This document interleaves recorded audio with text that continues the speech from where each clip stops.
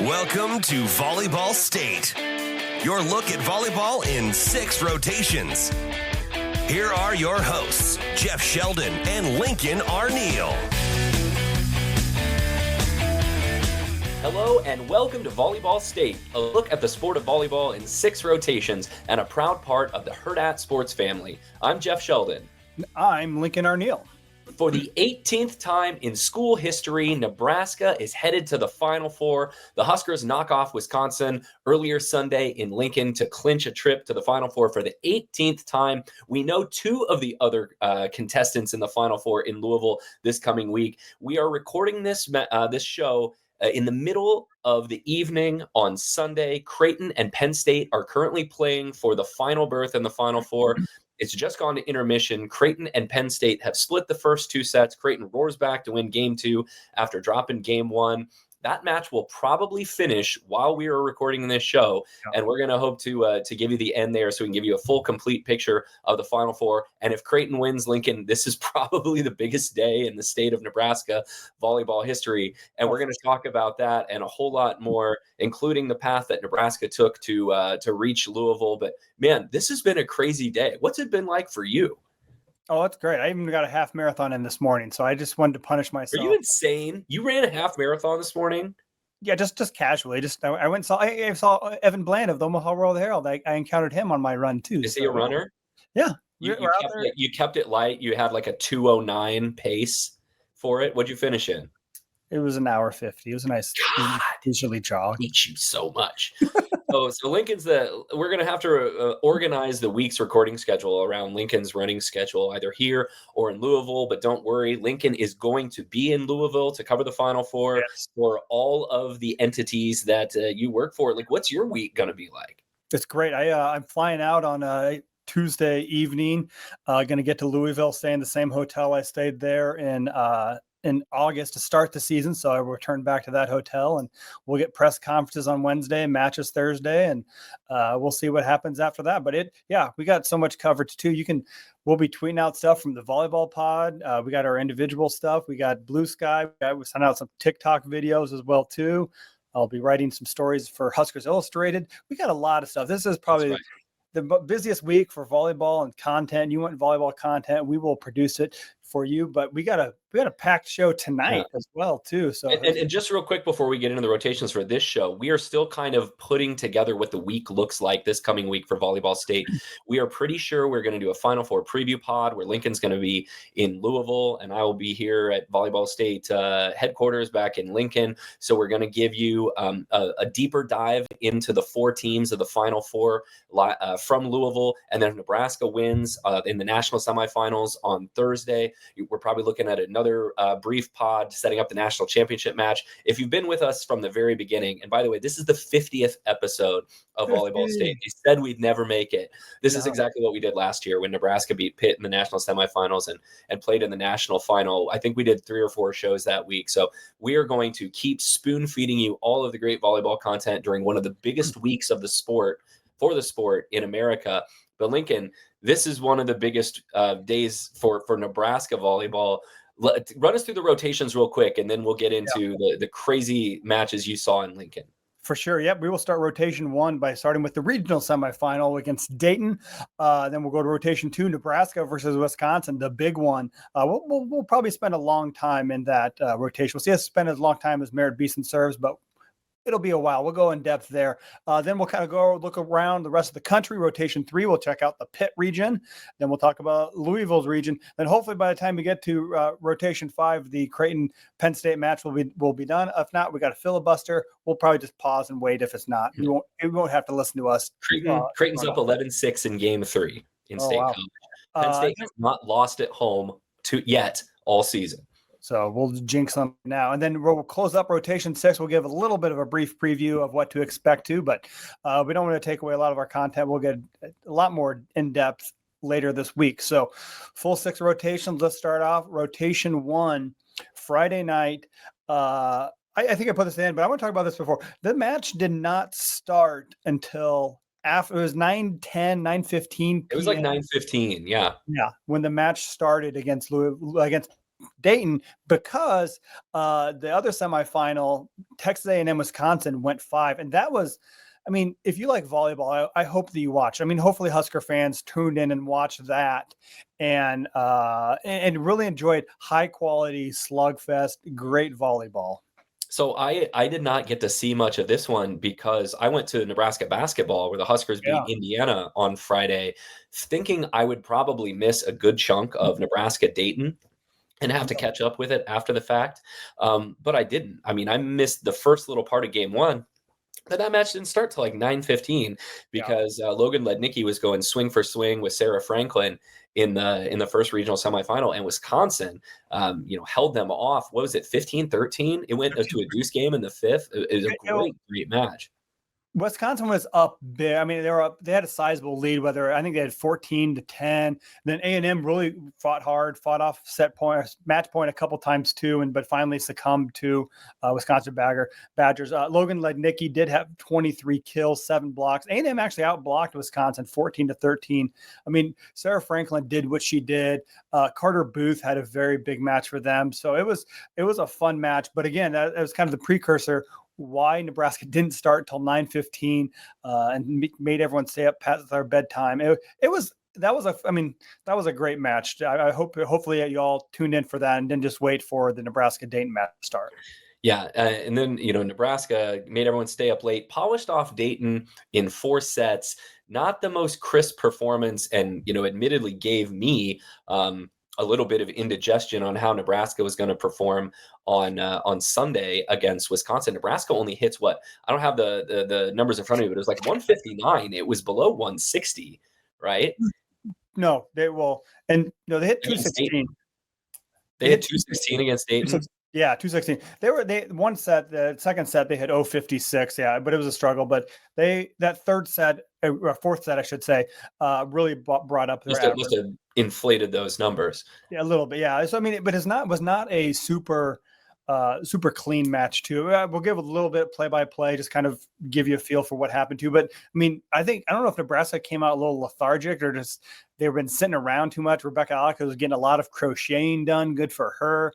But Dayton came out and won 4 of the first 5 rallies, and 3 of those were on Nebraska airs. Eventually, Nebraska kind of settled in, tied it up at 12-all, and then Andy Jackson really took over. She had a block, and then Harper Murray had an ace, and Nebraska was up 18-14, and they kind of ran away from there. They had 6 straight points to end it. Harper Murray, as kind of a preview of things to come for the rest of the match, had the final kill of the set against a triple block, tooled it off the triple block from a back row attack too. So just again, a slow start, but Nebraska found its groove and eventually ran away. Yeah.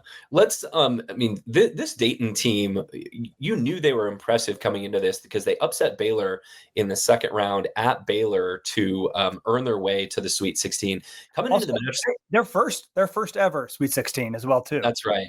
Well, Dayton, like we said on the show last week, I'm actually surprised they've never been to a regional before because they're really good every year. They're kind of like, the A-10's version of Kraton, where they were 31-2. I think they had the same record as Nebraska coming into the match on Friday night, and they have an absolute star in Lexi Almodovar. They're 5. I think she's 5. She was listed at 5'9". You could convince me that that's being a little generous. So she's not a big outside hitter, but oh my goodness, does this girl know how to put balls away? She had 20 kills and took 68 swings in the match for Dayton. I want to get into game 2 and game 3 and 4 as well, but just running off the top, this was a Harper Murray showcase for Nebraska, and Nebraska has, their pin hitters have not exactly put up eye-popping numbers all year. Merritt Beeson still continues they're trying to get her going, and hopefully in Louisville she does, but Harper Murray really carried the load on Friday against Dayton. 22 kills, a career high for her. She also served 4 aces. She had 16 digs and she hit 318. Just a masterpiece performance for Harper Murray. and 4 blocks. Don't forget about those 4 blocks as well too. I think that tied a career high for her. She's had that several times. But you mentioned how you're surprised Dayton has never made it to a regional semifinal before. They were 0-10 in the second round entering this year too. So they'd been there before, knocking on the door, and finally broke through this year too. But yeah, to get back to the conversation about this match, yeah, Harper Murray, and you could tell she was hitting it with a little extra gusto. I mean, she was on a mission, and I think Nebraska realized it then too. I mean, Harper had 44 attacks, which Nebraska has thrived all year on their balance and their even distribution, but they realized Harper Murray was on a heater and just kept feeding her. I mean, Taylor Landfair was second most with 28. So it is an unusual look for the Nebraska offense too. But again, it realized who the hot hand was, and Bergen Riley just kept feeding her and feeding her. Yeah, absolutely. Taylor Landfair, 8 kills. This was a really great weekend for her. We'll talk about her a little bit more in rotation too with the Wisconsin as well. Andy Jackson, 8 kills, 4 errors. The errors were a little bit higher than you'd like to see, but you love it when you're getting kills out of your middles.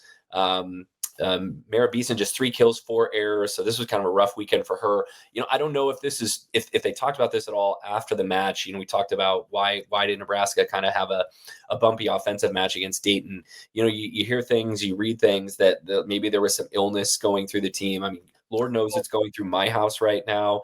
We're in the middle of December. One of my kids had a stomach bug this weekend. The other one's definitely got a cold. And so everyone's just guzzling emergency and mainlining Ricola or something to try to stay healthy. But maybe that's something to that. To that effect too. And Lindsey Krause was not on the bench. I mean, she was ruled out. We were told because she was sick, but I saw her during the A&M Wisconsin match. She was sitting next to her teammates there, but then when they came out to warm up, she was not there. She was not sitting on the bench. So I don't know if she became ill in the latter stages of that, but we were told that she was ill and under the weather, and that's why she was not. She was back on Sunday, but that's why she didn't do that. So, yeah. So let's go to set 2. Kind of, I'll get back to that and get some other big takeaways at the end too. But yeah, again, Nebraska really came out, used their block. I mean, Dayton had 4 hitting errors early. Nebraska went up 9-4, and then Dayton closed within 1. But this is where Harper Murray really stepped up. She had 3 straight aces. 2, she went ace, and then Dayton called timeout, and then came back out of that timeout and hit another ace too. And that really kind of put Nebraska up. It was part of a 5-0 run, put Nebraska up 21-14, and Nebraska again won 4 of the 5 final points for that to pull away. So again, Harper Murray, those aces when Dayton was threatened within 1, gave Nebraska a lot of breathing room. Yeah, I mean, most of the time you don't. If someone calls a timeout to break up a hot serving run, it's much more likely you're going to see that server commit a service error coming out of the timeout. It's not often they come back and they hit you with another ace again. But this was a great all-around match for Harper Murray. Huskers go into the locker room up 2-0, and maybe the foot comes off the gas a little bit going into game 3. But this is where Dayton, really showed that they were a team to be reckoned with. They didn't get to Lincoln by accident. Yeah, and it looked like they were to go. Nebraska was going to take charge. They were going to go up 4-1. Merritt Beeson finally had a kill. Looked like she was tooling off the block. Dayton challenged it, got reversed, and all of a sudden it's 3-2. And then this is where Lexley Almodovar really got going. She had 4 straight kills as part of a 5-0 run that kind of set them up, put Dayton up 8-4. And really, Nebraska played from behind or was playing catch up the rest of the set too. Murray she stepped up and got Nebraska going a little bit. She had 5 kills, 2 blocks, and to kind of get Nebraska back within 1 point. And eventually Nebraska was actually in position to take it. Well, they fought off a Dayton set point at 24-23. Murray goes kill to give Nebraska a set point at 25. But then it was back and forth. Almodovar then had she went kill, and Dayton blocked Murray to end the set. I mean, this was a fun set too. Almodovar had, I think she had 12. It was 12 kills, right? Kills on 18 swings, 0 errors. And Harper Murray answered back. She had 11 kills on 19 swings plus a couple blocks. So it was a slugfest between those two, and it was so much fun to watch them to go back and forth. But Almodovar had the 2 kills late, put him over the top. I cannot remember covering a match or remembering a match where a player had 12 kills in a set. I mean, maybe that's like some Destiny Hooker stuff, right? Like when you have the best player in the country and you're setting them 20 times a set, maybe they can put up numbers like that. But 12 kills in a set is insane. And Murray was right behind her. What'd you say? She had 11? 11 kills. Yeah, she had a couple errors, but 11 kills on 19 swings for her. So this is kind of where the Harper Murray show really emerged, as everyone else was struggling. That Bergen Riley just knew that she was killing from the left pin, from the back row, and some roll shots. So it was really good showing by her. So it was fun to watch. Let me. I don't know where exactly to fit this in. So maybe this is the best spot for it. One of my impressions on Friday watching the Dayton match was I didn't know that it was a great Bergen Riley match. And there were several points in that match where it was a natural spot where she could have gone over on 2 and attacked and threw down a tight pass, or just to kind of keep the Dayton block off balance. If you only have one pin hitter that's performing, you can really help out your offense by sending it over on 2, even if only to freeze the middles and don't let the middles bail early to defend the outsides and put up a double block. Again, we've said it a couple times. That's kind of the last thing you're looking to see develop into Bergen Riley's game, is just an aggressive, offensive mindset where she can put a ball down. And I don't know if she had a single kill against Wisconsin on Sunday. It was a better setting match for her. But, I would love to see her get 5 or 7 attacks per match, just dumping a ball on 2, the way that Kendra Waite does it for Kraton. She did not have a kill against Wisconsin. So no, it was, and that's what I noticed too, is that the timing was just off. The slides to Jackson were slow. I mean, Alec also, she had a good match with 10 kills, but especially with Beeson, especially, I think that's where just kind of this being out of sync with her hitters really kind of showed. The sets were just a little slow. And again, this is the biggest difference I noticed between Dayton and Wisconsin is those slides to Jackson was so much quicker against Wisconsin too. Here, they were just moon balls that would eventually get her up there. But if you set it with tempo, you use Jackson's speed to get out there before the block.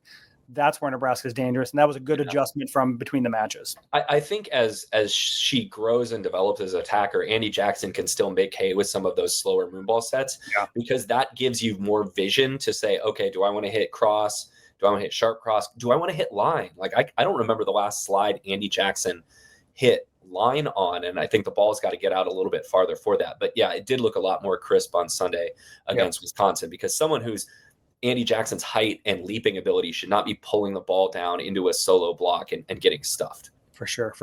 Let's quickly wrap this match up too. The fourth set really wasn't much of a contest. Nebraska had a pair of 5-0 runs.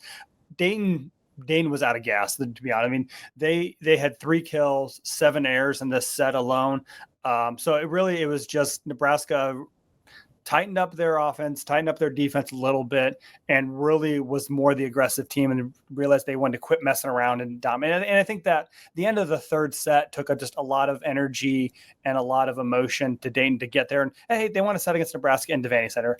Good on them. So, it was a great match, for a great ending to the match for Nebraska as they close it out. They were, 25-13. So not much drama at all. The one thing we haven't talked about we'll talk about this, I imagine, about the Wisconsin match too. Lexi Rodriguez, 22 digs. She was really impressive in this. This was one of the best weekends I've seen from her in a while. Lexi Rodriguez is always maybe ever. Quite honestly, he's doing fantastic stuff, but 22 digs against Dayton. Really, there's a lot of long rallies in that match. Not only did Game 3 go to extra points, but there were a lot of long rallies in that match. Lexi Almodovar took 68 swings for Dayton, and a lot of those, went to Lexi Rodriguez. Most Big Ten teams at least know to maybe focus your attack away from Lexi Rodriguez, and Dayton, really challenged her. But the rest of the Dayton team outside of Almodovar hit 049, 19 kills with 15 errors. They have a big star. They didn't get her a lot of help on Friday, and Nebraska cruised into Sunday afternoon's regional final against Wisconsin. Yeah, and their setter Alyssa Miller also re-injured or hurt herself during that. There's one of the highlight plays and she came to the post-game press conferences on crutches too. So you hate to see that. So I think their offense was a little bit stagnant, especially in the fourth sets where they felt it a little bit too. But I think that's one of the things about undersized hitters is that I think Nebraska was leaving her that cross-court shot directly at Rodriguez. So I mean, maybe that's part of the Nebraska game plan is to funnel those shots with their block across the court, so Rodriguez can pick up those digs against Lexi Almodovar. That's right. You want to move into rotation 2? Yes, let's get to the big match of the week.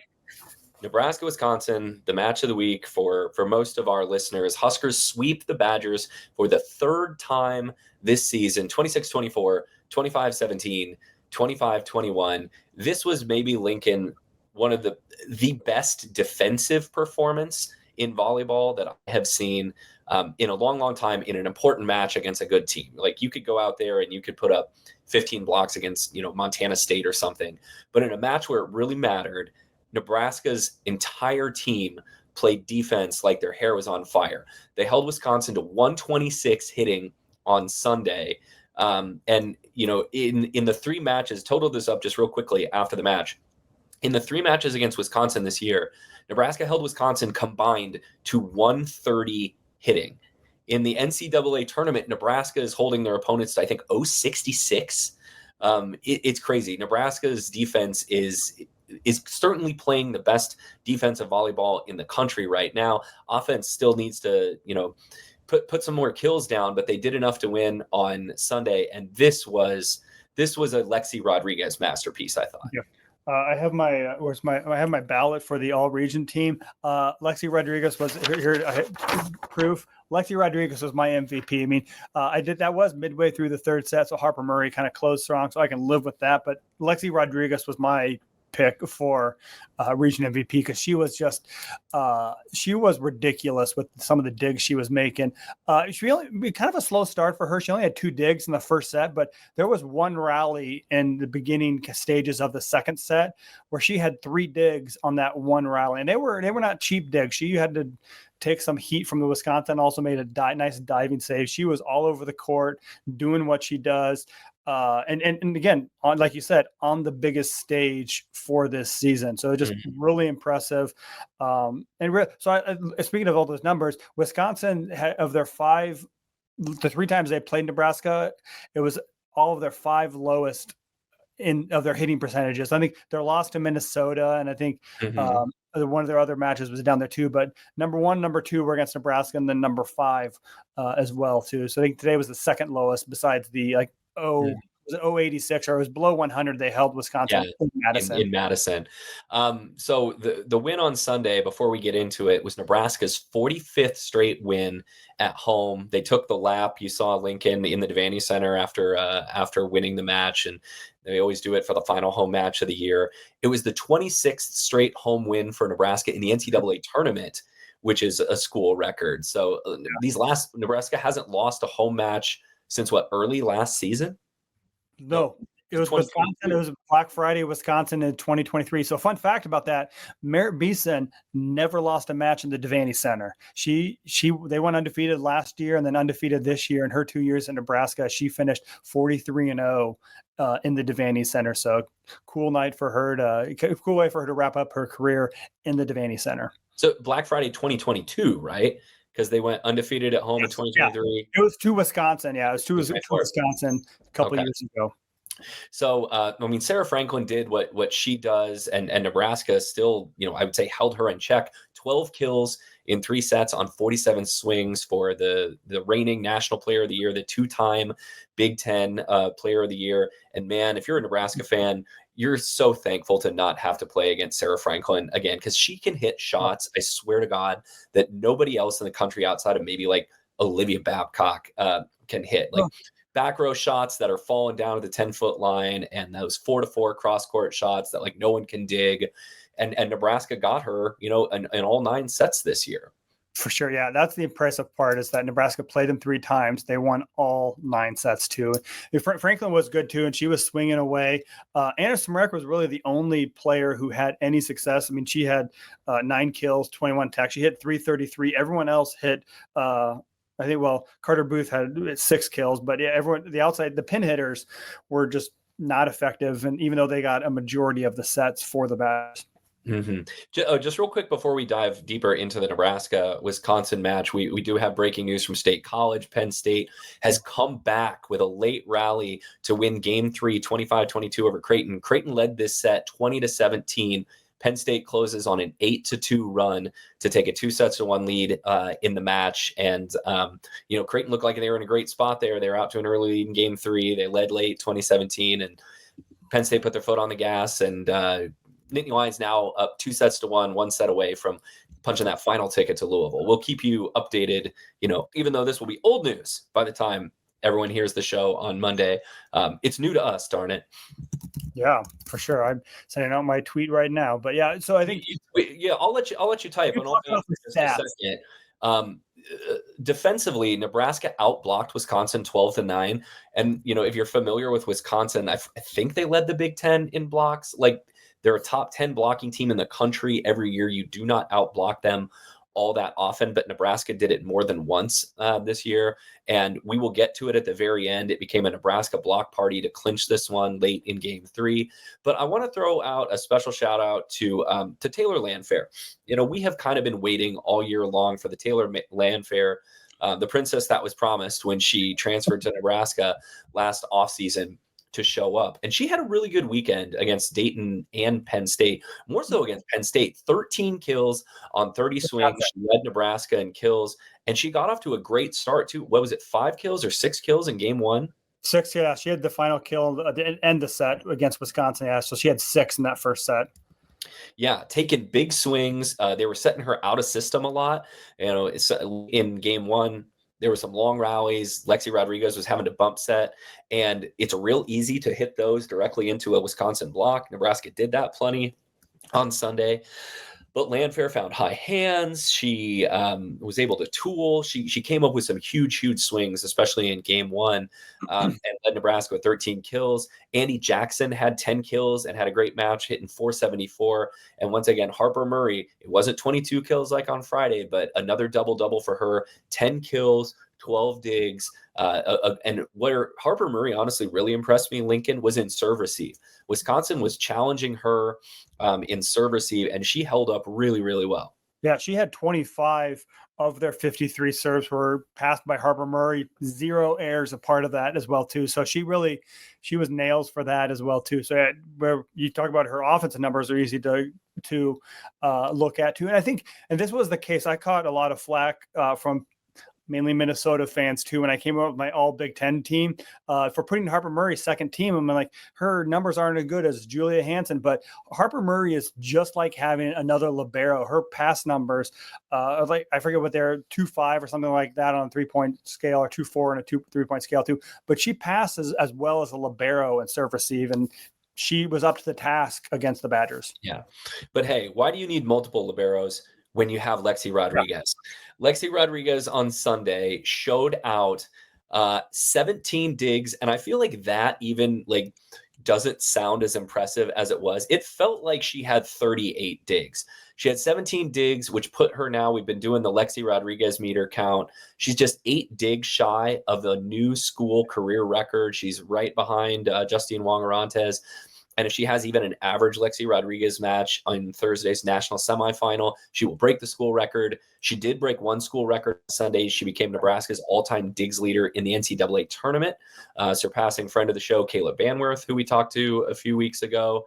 And some of these saves were just absolutely outstanding. And the one, I'm trying to think of, I should have written them down, the one that I sort of remarked online over. One of them was when Nebraska went up 6-2 in Game 2. It was like that 1-minute rally where she came up with some crazy saves, including a couple tight to the net. She had another one that jumped out to me that was a one-armed dig. That was probably of Sarah Franklin, who got most of Wisconsin's swings.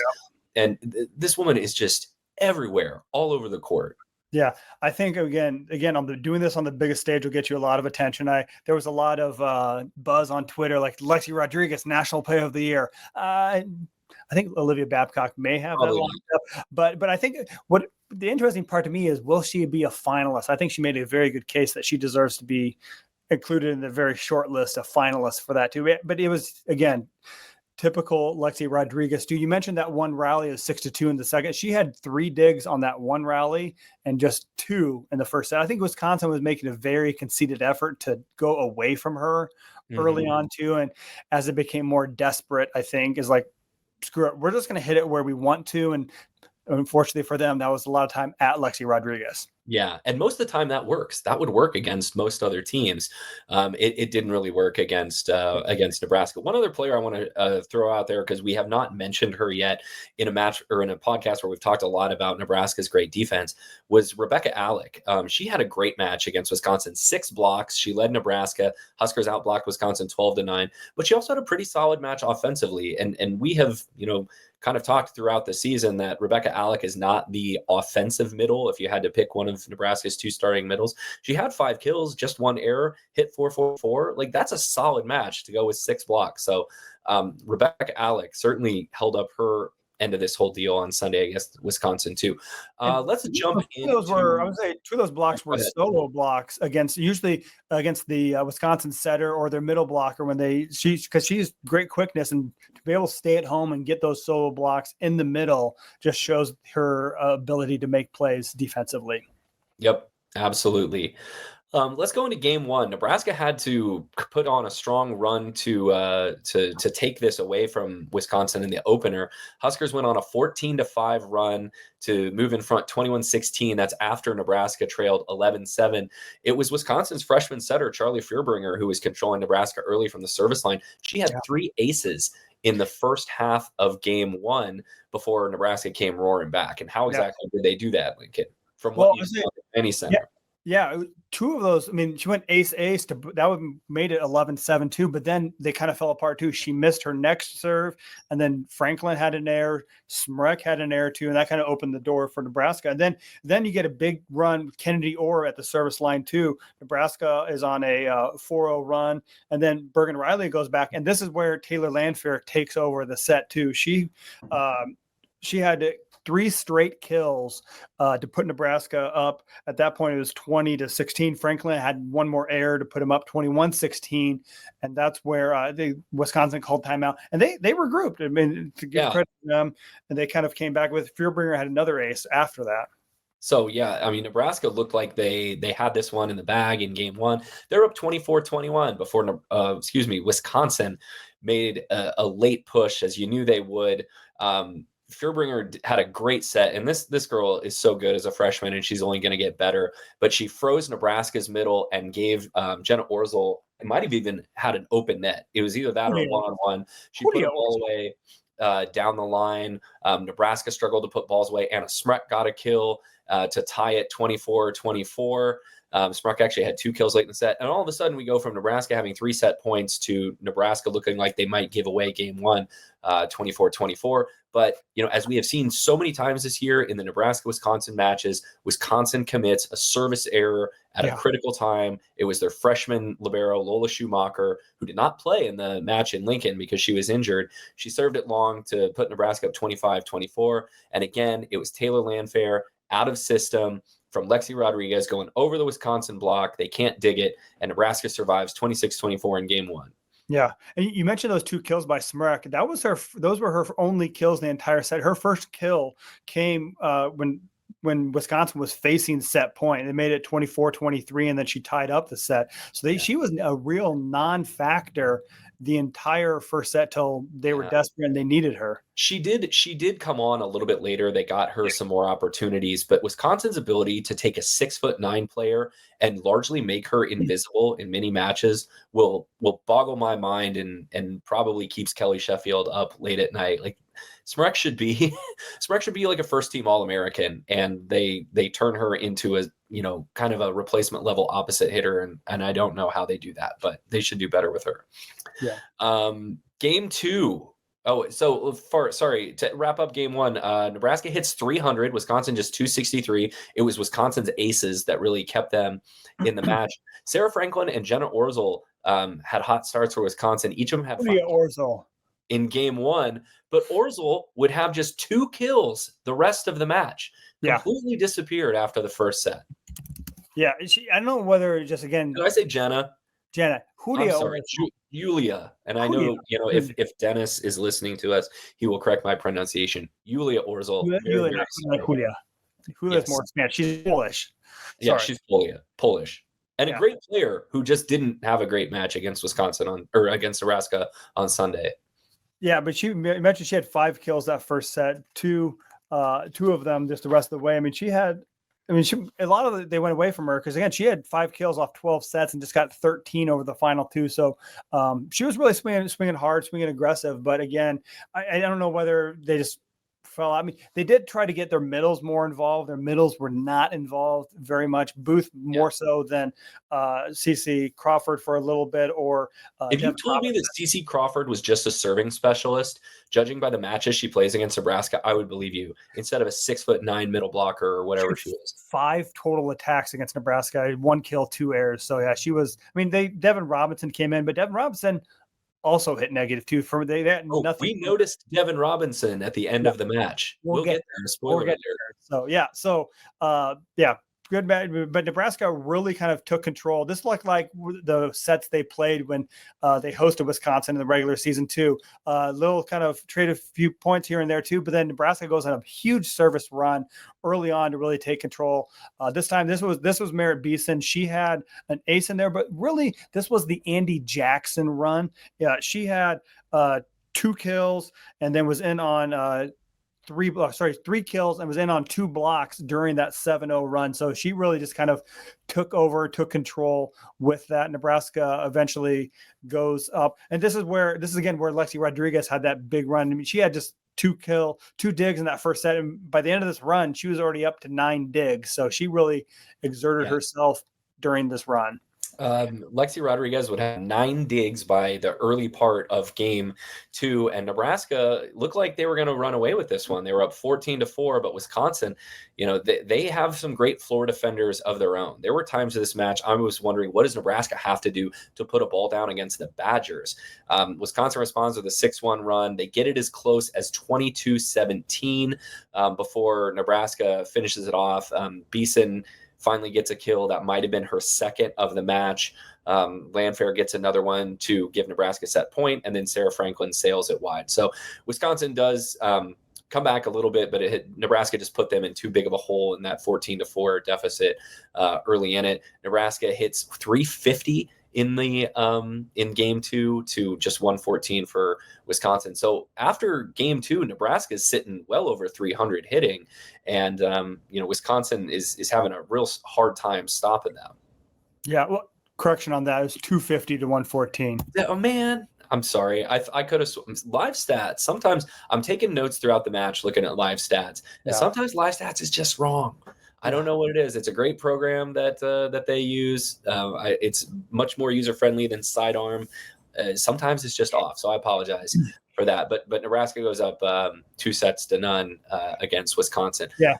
The other thing I want to talk about, we hadn't talked about, was Nebraska. We talked a lot about Lexi Rodriguez, but Nebraska's rest of their floor defense between Lainey Choboy, Harper Murray, Olivia Mauk, also, I mean, they showed great hustle. They were chasing balls down to the side of the court, to the end of the court too. So they were just a lot of hustle. Even some of the serves, Wisconsin was serving pretty well, I thought, at times too.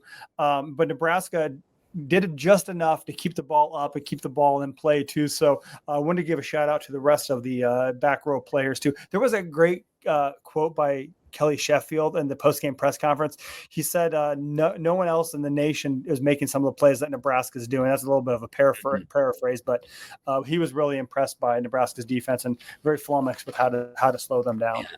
I remember Russ Rose said something once where he was talking about like kind of what are the common traits of the national champions or the best teams in the country, maybe beyond just like, oh, they've got a dominant attacker.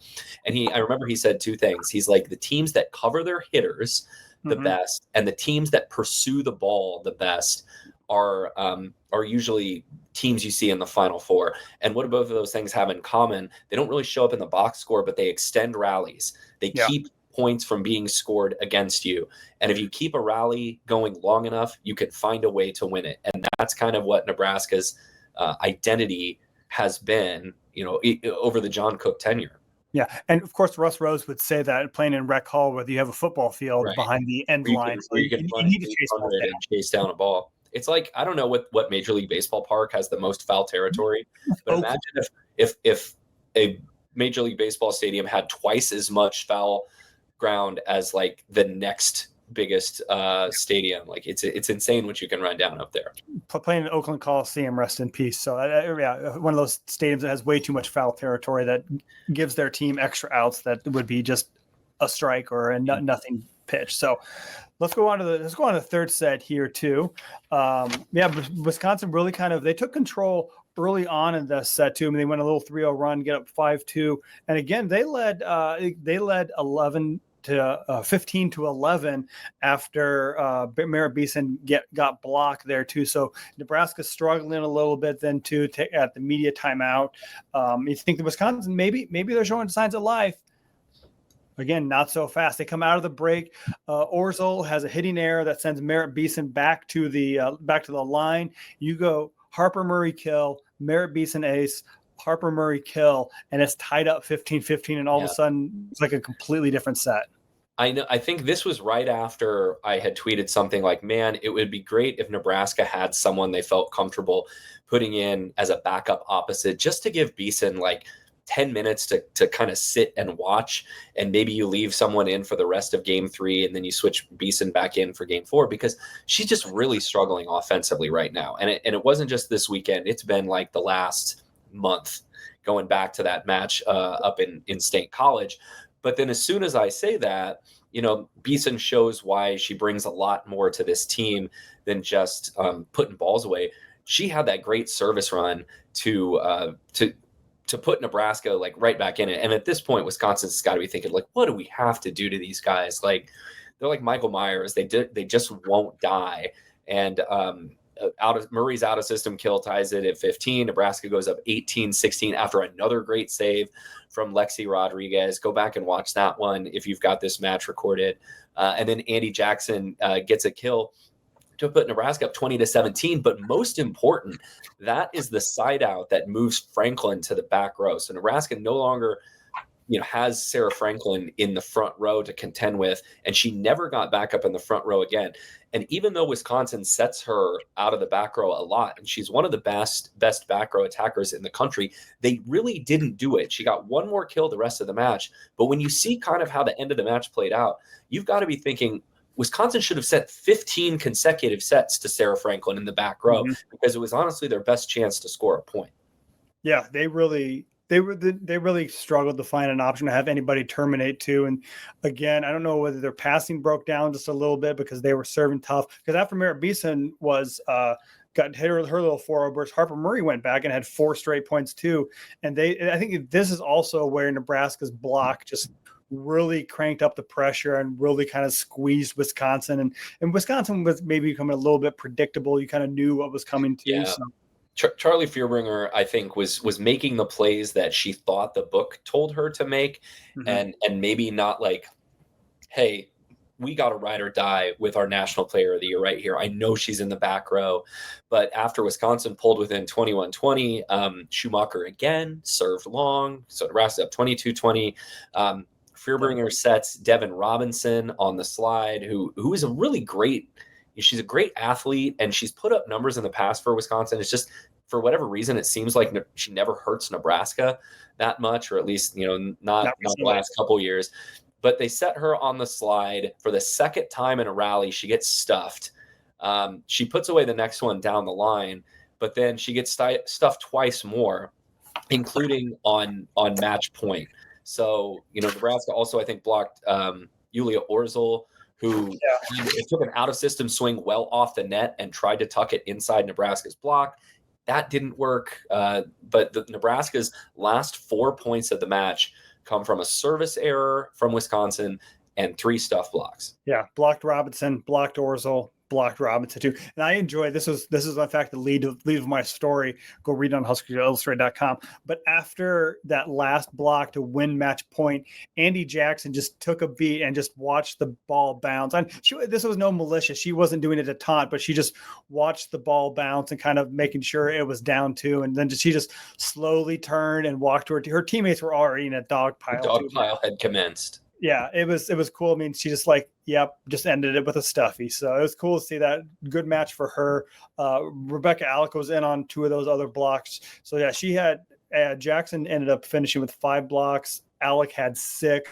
Nebraska, like you said earlier, had 12 blocks total. Outblocked Wisconsin. And that was the strange thing is so both regional matches, Wisconsin was outblocked by its opponent.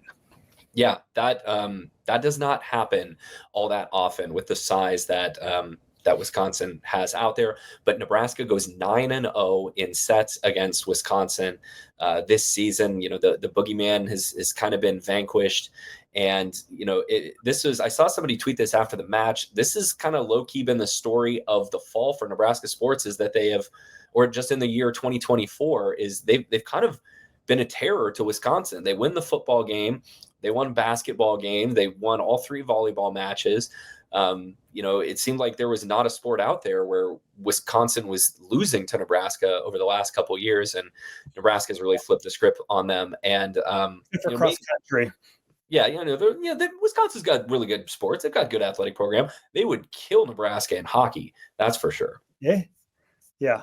So it was good. I was talking about one of my main. We've talked a lot about. I had 3 takeaways. We talked about Beeson serving, Lexi Rodriguez being great. I don't know if we've given enough. I mean, again, talked about it, but a little bit. But Harper Murray just to me went to another level. She was named the most valuable player of the region. Even though I voted for Lexi, it was back and forth. They were 1A, 1B in my book, but I have no problems at all with Harper Murray. You're not bitter about it, is what you're saying. Yeah, I texted Nate Poland, the SID, who was collecting the votes. I'm like, after Harper, I sent it like midway through because I need to have it at the end of the match. Like, I could go either way between Harper and Lexi. So it was just the performance that she delivered is what Nebraska needed. And to me, this is the final evolution of what Harper Murray is. She's always had the skill, always had the shots, but it's knowing when to do that and having the wherewithal just to say, I'm taking those over this match. Like if you're gonna beat us, it's gonna have to be because you shut me down. And she just was not going to be denied for most of her swings. Yeah, it got blocked a couple times, but everyone on Nebraska's team did. It happens when you're aggressive. Yeah, Wisconsin. That match against Dayton's really going to stick out in my mind because that's where the warning lights were kind of flashing when the other team has a hot star who you just can't slow down. Like you kind of need to. You're not going to match Lexi Almodovar, but you need to have your team keep pace. 22 kills in a regional semifinal where nobody else was really excelling offensively. That was a huge match for Harper Murray. And yeah, she's the all around player right now. And, I was kind of grumbling during the Dayton match. It's like Nebraska has recruited too many good players to be this mid offensively. Yeah. And I don't know if, it was a late night. Dayton's not the biggest name. If Nebraska didn't sort of have their highest juice on Friday night, they had the juice. They had the energy against Wisconsin. They see that team across the net and they get fired up to play. And so, you just hope that they carry that into the Final Four, whether they end up playing Penn State or Creighton. As we check into that match real quick, Creighton's up 18-14. In game 3 after Penn State's big comeback in game 3 put Penn State up 2-1. Creighton's trying to force a 5th set at Rec Hall. I don't know if Penn State's even gone 5 at home this year, but 7 points away from pulling that off. Yeah, and what we're thinking about, you talk about what Nebraska had the juice too. I mean, I think the Devaney Center also that was one of the better environments I can remember. I've been there for. Well, it was my 5th season covering with a crowd. The pandemic was just a weird environment. Mm-hmm. But that was exciting. I mean, before the starting lineups, they were cheering, they were doing Go Big Reds. And really, whenever there was a big Nebraska point too, they were they weren't polite clapping. They were getting up and shouting and cheering. There was a little extra gusto. They knew what was on the line. They knew the magnitude of this, and that, I mean, John Cook issued the challenge that they were going to will him to it. And I think they responded well. Yeah. I mean, the Devaney Center crowd can be a golf clappy crowd at times, but I think there are certain teams that come in there and and it means something to the fans. Like Penn State is one of those teams. If Penn State is in the Devaney Center, like the crowd is ready to bring its A game. Wisconsin, I think, has kind of reached that status as well over the last couple of years, just from, what was it? Wisconsin won 10 in a row against Nebraska at one point until last year.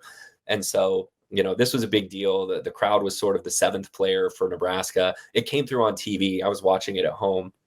And, it sounded like an incredible atmosphere to be part of. For sure. So Nebraska is going to play on Thursday night. Do we know if it's the second semifinal or the first semifinal? It'll be the second semifinal. Pitt kind of updated their schedule to saying they'll play Louisville. Especially if it's Kraton, they'll put the central time zone teams after the East Coast ones. But we'll find that out Monday. Check your schedule. We'll tweet it out too. So we don't know the exact schedule, but my guess is it'll be the second match.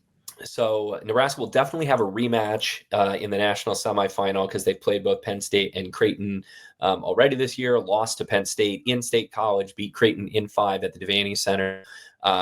Let's move on to the other half of the bracket, moving into rotation 3. Let's start with the Pitt regional. And Pitt sweeps Kentucky to reach their 4th straight Final Four. And as good as Nebraska has been over the last 5 years, Nebraska's reached the Final Four now 7 times in 10 years. Pitt has been the team that you pencil into the Final Four each of the last 4 years. They swept Kentucky, and they will bring an 18-match winning streak to Louisville. Now, they played Louisville. They beat Louisville in 2 matches previously this year, so the national semifinal there will be the 3rd meeting. Pitt won in Louisville, and I can't remember if that was in 4 or 5, but it was 5. It was 5. Pitt did win in Louisville. They went 5 in Pittsburgh, and then I lost my. Yeah, they went 5 in Pittsburgh. They might have only won 4 in Louisville. 4 in Louisville. That's right. Regional MVP Olivia Babcock, the great sophomore opposite hitter for the Panthers, had 13 kills in this match against Kentucky, hit .375. Right now, Lincoln, if I had a vote, I would say that Olivia Babcock is probably going to be the National Player of the Year. That award will come out, I think, on Friday. At the ABCA convention, along with Coach of the Year will be coming out this week too. The All-America teams will all be released, so that'll give somebody else something to be mad about when their favorite player, didn't reach an All-American status. But this was a match where Kentucky looked like they were going to get right back into it after Pitt won game 1. Kentucky was up 22-16 in game 2, and then gave up a 7-0 run that, of local interest in Nebraska, was served by Lincoln East graduate Mallory Meyer, who also played part of her high school career at Norris. Go Titans. And Kentucky just could not close out game 2, and Pitt took it by the throat. Yeah, I was watching that too. It was just excruciating to watch it. A lot of those were points, the 7-0 run, were hitting errors too. It wasn't like Pitt was swinging away, or it was Kentucky was giving Pitt points too. So you really felt like that took the wind out of Kentucky's sails when they were so close. They were 3 points away, had a lot of margin for error, and then all of a sudden that margin's gone and they lost the set. Well, Pitt does not give you a lot of margin for error. In fact, a lot of times it's none, because Pitt, coming into the NCAA tournament, led the nation in both hitting percentage and opponent hitting percentage. By the numbers, they're both the best offensive and best defensive team in the country. They've got Babcock, who can put balls down from anywhere. They were setting her D balls, which is when you set an opposite hitter in the back row, not out of the middle, but on the right side. So the setter has to back set to the back row. You usually only see that in like international or pro volleyball. Babcock is such a great athlete. She can put balls down from back there, and she was getting kills that made my jaw drop. Though Kentucky had more kills in this match than Pitt, 42-37. But kind of the story of Kentucky's season is, they're a boomer bust team. They commit a lot of errors, both from the serving line and from the attack. They had 23 hitting errors against Pitt. They erred 11 times from the service line in just 3 sets. So, Kentucky and Stanford are always the teams I think of that like are going to commit 12 to 15 service errors every single match. Yeah. They did that a little bit too, but again, they gave away too many points against Pitt. Brooklyn DeLay, though, had a great match for Kentucky, 22 kills, hit 325, but got very little help as the rest of the team just hit 081. Yeah, Brooklyn DeLay, the reigning SEC player of the year. I was trying to remember if that was her, if that was someone else, but no. And she's just a sophomore too. So if she sticks around in Lexington, she's going to have a great career in Kentucky. That has been a challenge, and I'm not saying Lincoln or I know anything. Transfer portal did open last week, and I imagine this week is going to be a pretty big week for some recognizable names going in the portal. But Brooklyn DeLay, just a sophomore, has had 2 outstanding seasons in Lexington. It has been a challenge for Craig Skinner at times to keep his best players on the team. No, they did go to a regional final and are going to be, right up there near the top of the SEC again this year. Yeah, 2 years in a row, he leads and has a very mediocre non-conference, but leads his team back to the regional final. They were in Lincoln, of course, last year. They lost to the Sweet 16 they lost to Arkansas. They were supposed to make it based on seeds, but they lost to Arkansas in the semifinals. Yep. Yeah. No worries. So right now, I mean, we can maybe spend a minute doing some Final Four picks near the end. We're going to come back and later on in the week and do a little bit more in-depth dive on the Final Four. Pitt, to me, is the scariest team that's out there. They have been all year. They've kind of killed everyone except for that, what I will call a fluky loss to SMU. They lost in 5 to SMU after beating them earlier in that week. But, man, Dan Fisher has a frightening team. They've got a good setter. They can put the ball away at multiple positions. Fairbanks is really good. She's the setter. Who's the other? Valeria Vasquez Gomez, who is not always the most the player you think of for putting balls away for Pitt, had a good match too. And then they've got Tori Stafford. More. Yeah, Tori Stafford. That's who else I was trying to think of. Also a sophomore. This Pittsburgh team could be good for years to come. Let's not also forget, they got some great middle blockers too. Bree Kelly is really solid in the middle too. And then Ryla Jones, also very effective. I mean, I think she gets a little bit undersold a little because there's so many weapons around her. So they got pushed by Oregon in the semifinal too. That taken to a 5th set by Oregon. And I thought at one point Oregon was going to knock them off and have a chance to end that run before it even gets started. Because Oregon was up. I'm trying to look at the scores real quick too.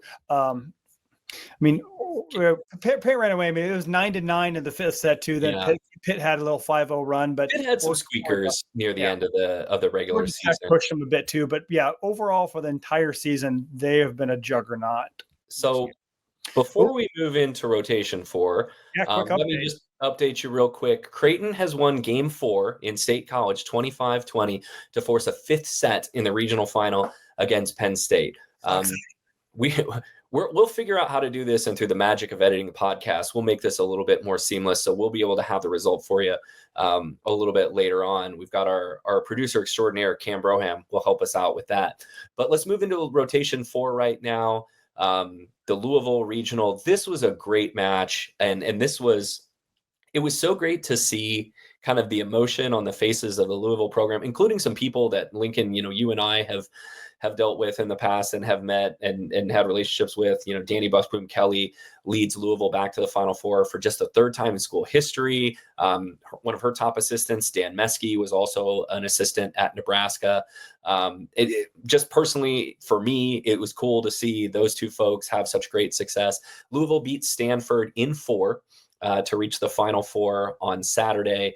And, the star for Louisville, once again, was Anna DeBeer. 15 kills for her. She was named the region's most outstanding player. But it wasn't like it was just the Anna DeBeer show, because Louisville, who sometimes can fall into the trap of it just being the Anna DeBeer show, got a really balanced effort. Sofia Maldonado Diaz had 12 kills and hit 385 and added 7 blocks against Stanford.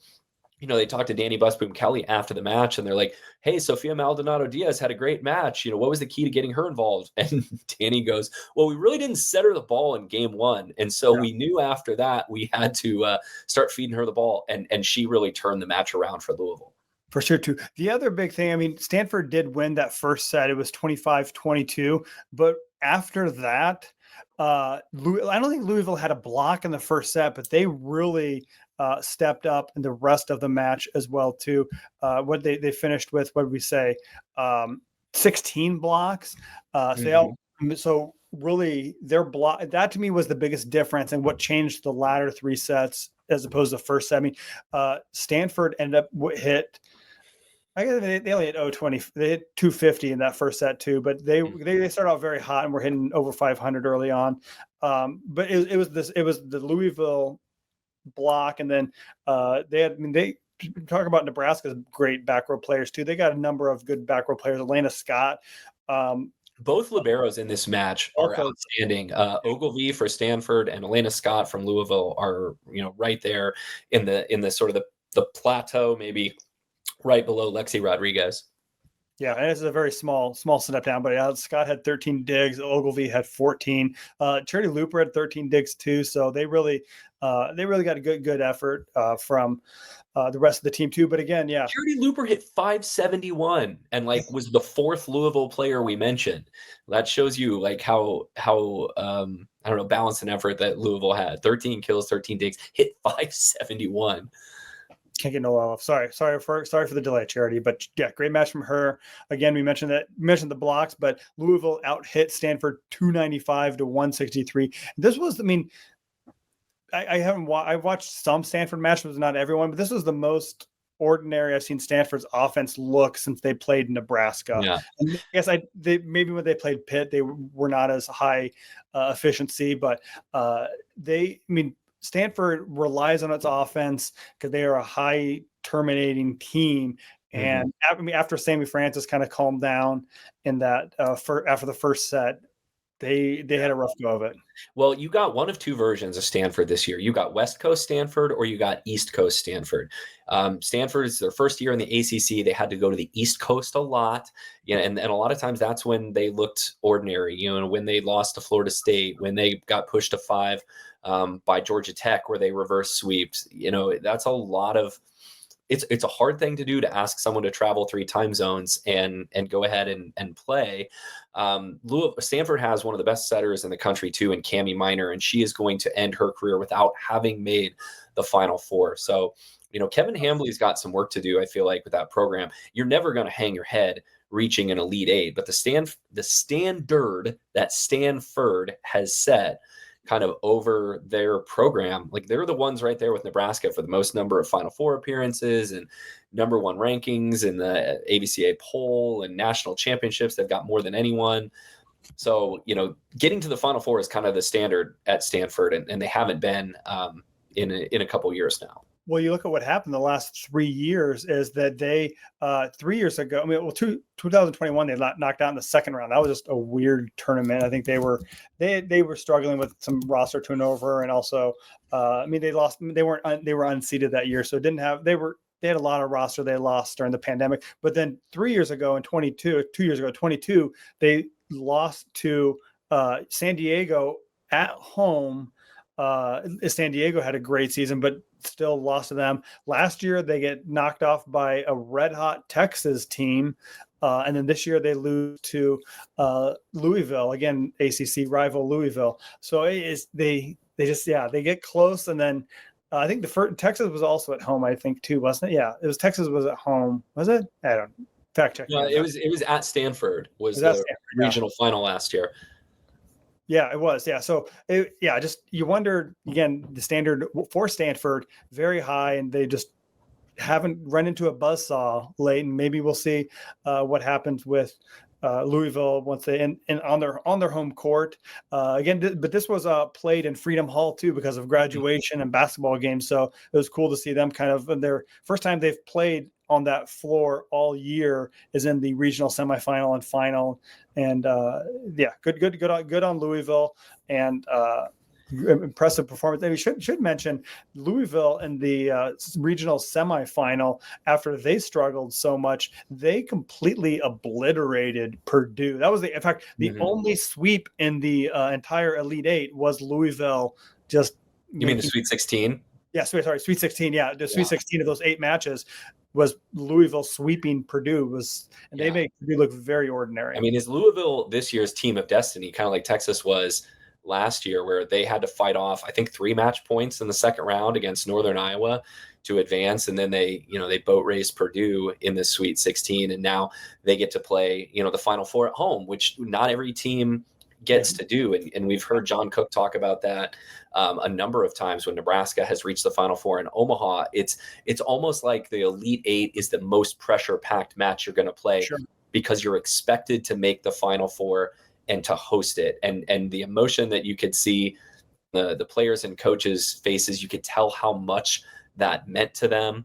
We are going to have a Final Four now where there will be 2 of the teams will be coached by women, including Danny Busboom Kelly. A team has never won a national championship that's had a female head coach. That could happen this year. And just, I love getting to see Louisville and all those folks make the Final Four. And part of it's because it's new blood. Like, Louisville's been good for several years, but it's new-ish blood coming to the Final Four. Yep. Yeah. And the other female head coach will either be, as we still watch, it's the 5th set of Penn State. Creighton will be either Kristen Bernthal Booth or Katie Schumacher Colley as well, too. So it's only happened one other time, and that was, I lost it. It was like 1993 with Mary Wise and somebody else. It was, I believe, BYU's coach at the time, and I can't remember who that was. Moving on to rotation 5, we've got a final in State College. Penn State outlasts Kraton in Game 5 to earn the final ticket to the Final Four in Louisville and set up the national semifinal against Nebraska, the second meeting of the year against the Huskers. Of course, the Nittany Lions beat Nebraska in State College a couple of weeks ago. This will be on a neutral floor, though. Honestly, Lincoln, it probably won't be that neutral. I think there's going to be a lot of Nebraska fans in Louisville. And this is going to be, the 4th time that Nebraska and Penn State have met in the Final Four in that rivalry's illustrious history. So we'll talk about that a little bit more in rotation 6 to set up the Final Four. But hey, what a great story, Lincoln, for Penn State this year. They had a number of transfers. Everyone knows the health challenges that Katie Schumacher Colley, Penn State's coach, is going through right now. They were unbeatable at home this year, and they take out Kraton in 5. This is an awesome moment if you are a fan, 1, of Penn State, or 2, a fan, a volleyball casual who's just looking for more reasons to follow the sport. For sure, too. And to go back to fact check you earlier, you were correct earlier. This was the first 5-setter that Penn State played all year. They had a couple 4-setters, but they had not played a 5-set match at home until this one against Creighton, too.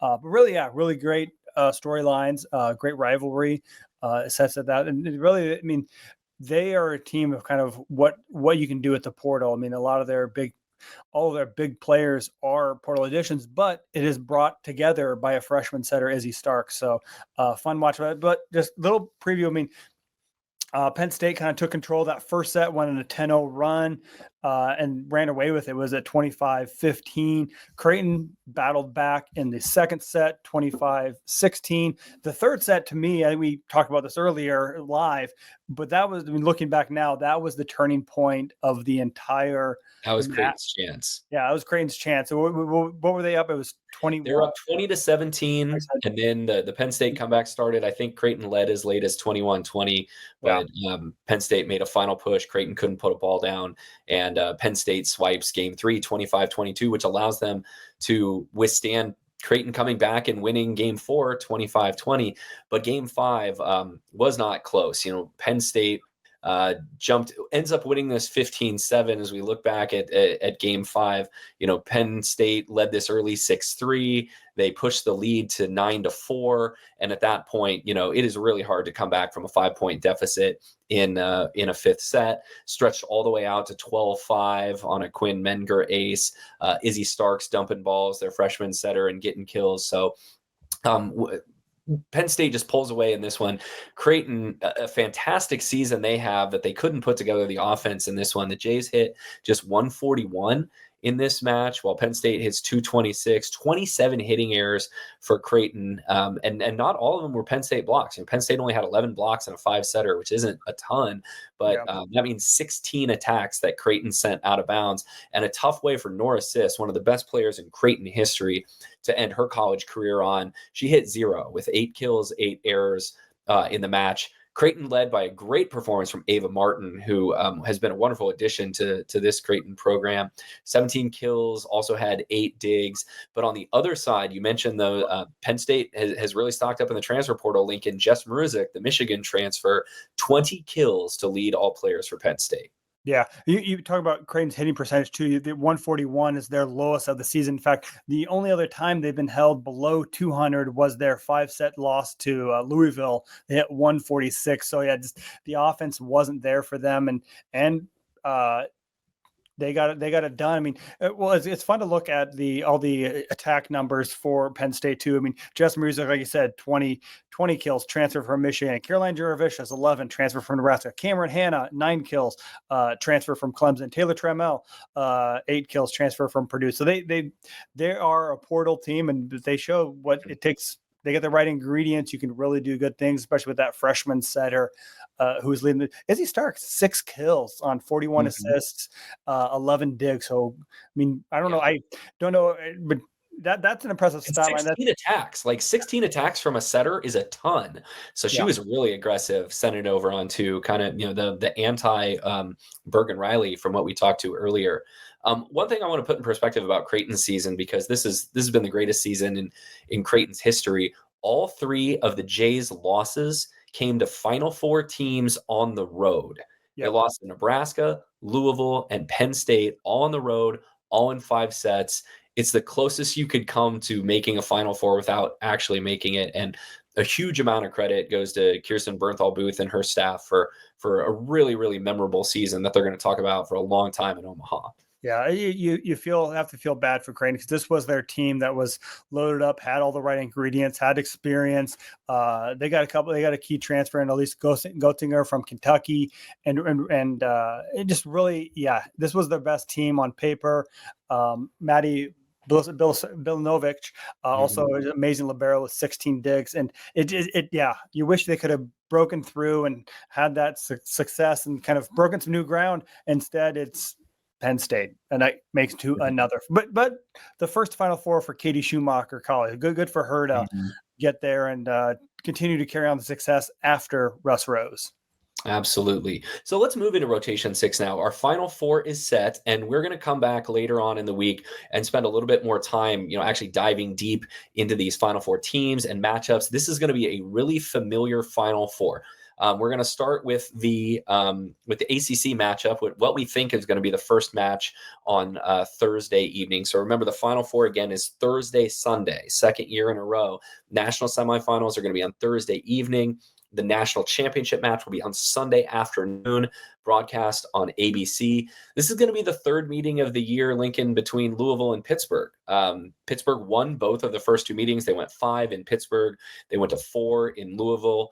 And these are going to be 2 teams that know each other very well. I like Pittsburgh in this one just because they have so much offensive firepower. But, this is going to be the ACC Big Ten Final Four. Yeah. And I think the one key difference, as we touched on this a little bit earlier too, is Louisville is just playing so much better than they have for most of the year too. I think this, I don't know if they have the Texas syndrome, but Texas faced match point in the regional semifinals and just like, oh, we have nothing to lose. We've already faced death and we won. And Louisville did that against Northern Iowa in the second round. And they're playing at a different level right now. And you hope it's a better matchup than the first. I mean, no, they had maybe a different result because it went 5 and 4. They were good tight matchups. So, but maybe they're playing at a different level than they were the first 2 times around. And it'll be in Louisville against a very partisan crowd. That's right. And in the Yum Center this time. So this will be like the third different venue that Louisville has actually played a home match in their home city.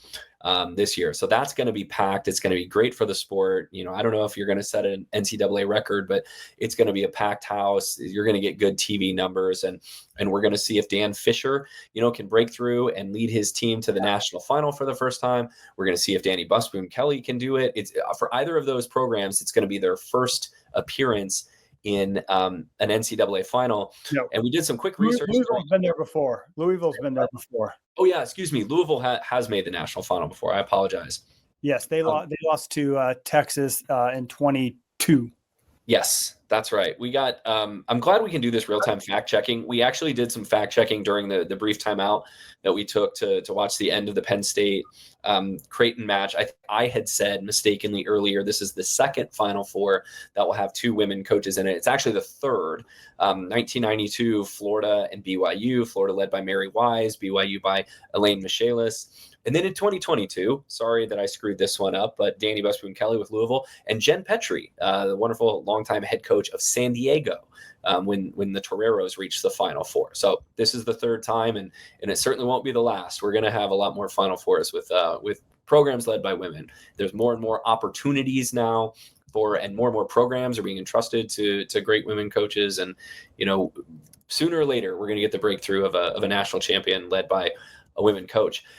Our second national semifinal, Lincoln, there is a ton of history here between Nebraska and Penn State, maybe more than any other program between Nebraska, except for maybe Stanford, you could say, possibly Texas. But, Nebraska, Penn State, round 2 this season, but these teams have met in the Final Four before. Yeah, they've done it 3 times. And again, I think neither of us were at the 1998. The first time they met was 1998. Neither of us were covering that match. But it was we were in high school in 1998. Yes, we were still young babies at that point too. But that match was in Madison in the national semifinal. Penn State beat Nebraska that year. It was in what was it? It was, I forgot what it was. It was in 3 sets. It was a sweep by Penn State, an old side out scoring format. And then Penn State ended up losing the national title match to Stanford that year. But one match, I think we both read this one in 2008. Yeah, we compared notes and we figured out that we were both there in 2008. That was in Omaha at the CHI Health Center when Nebraska pushed the greatest team in college volleyball history to the limit. Penn State won that match in 5, but it was the only sets that juggernaut Penn State team lost all year en route to the national championship. Nebraska, I think also Nebraska might have been, were they within 12-10 or were they up 12-10? Nebraska had a lead late in that match. Yeah, they had a lead in game 5. And then, but Penn State, put their foot on the gas. Nicole Fawcett had some big swings in that one. If you watch the Penn State, I think it's just called The Streak, but it's the documentary that Big Ten Network put together. That match is very prominently featured. So check that out to prep for this. And then the final time, the most recent time Nebraska and Penn State have met in the Final Four, 2017 in Kansas City. I was actually at this one covering the match for the Omaha World Herald. To this date, I think it is the greatest match that I've ever covered live. Penn State actually had a match point, had a great swing for the match that they couldn't capitalize on in the 4th set. Nebraska survives the 4th and ends up pulling away in the 5th set to earn a trip to the national championship match where they would beat Florida the next night to win Nebraska's 5th and most recent national championship. So for the 5th time, this is going to be the 4th time on Thursday night that Nebraska and Penn State will meet in the Final Four. Yeah, interesting you say 2017. I think 2008 was one of the more exciting matches that I've ever covered too. It just because Penn State came in, that was the first time that the Final Four had been played in Omaha, and fans were just packed to the gills. And Jordan Larson. No, 2006 was also in Omaha. Because Nebraska won the title that year. Yeah, they're trying to keep their perfect record intact there. Mm-hmm. But again, the juggernaut that was Penn State, and Nebraska made them worry a little bit for the first time, made them work for it. So that was just, and also that was a snowy night, and I remember driving home from Lincoln. We were trying to remember whether or not we drove back to Lincoln together that night too, but it was a very treacherous night in the roads. Yeah, it was a gross December night in Nebraska. Imagine the weather will be a little bit nicer in Louisville, but like that 2008 Final Four, you have a home team that's in it too. And a lot of times the home team's going to rise to the occasion in front of that crowd. And we'll see if Louisville can play the role of spoiler and giant killer when they try to take down Pittsburgh, who has the best record of all the teams in the Final Four. I guess Penn State's only lost one match this year too. Is that right? They've lost twice. Wisconsin and Pitt. Okay, that's right. Yeah, I knew they'd lost to Wisconsin. But hey, we're going to have these details pulled together a lot more. We're punchy. It's late on the first draft. We've watched a lot of volleyball this week, and we're going to get ready to talk some more coming up later on in the week. We think maybe Wednesday night, maybe Thursday morning, we're going to have a Final Four preview show up. Lincoln, do you have any hot takes about the Final Four to close on before we wrap this up tonight? They're going to set a TV record. Okay. You know what? I don't even think that's like that hot of a take. I think that's pretty accurate. I think that's exactly what's going to happen. I think Nebraska will complete their tour of top 10 teams and play Pitt in the national title match. Okay. So a rematch of last year's national semifinal where Nebraska beat Pitt. You think Nebraska going to take down Penn State and they'll play Pitt in the national championship match. I'm going to save my stupid predictions for our Final Four preview show. I think it's going to be a great week for volleyball. You got all the elements. One thing I guess we didn't mention until right now, all 4 number 1 seeds made the Final Four. Chalk. So, yeah, this is the chalkiest bracket that you could have. There were very few upsets. I know all the number 1 seeds get the advantage of playing at home, but, they defended their home court. 4 number 1 seeds go into the home court of another number 1 seed in the Final Four. You're going to be there on site in Louisville. Tell the folks where they can find all of your coverage coming up this week. Really excited to make my 3rd trip to Louisville this season. It'll be great. So I'll be at Lincoln_VB on Twitter, Blue Sky, Lincoln VB. This Huskers Illustrated, I'll have a couple of more articles coming out this week.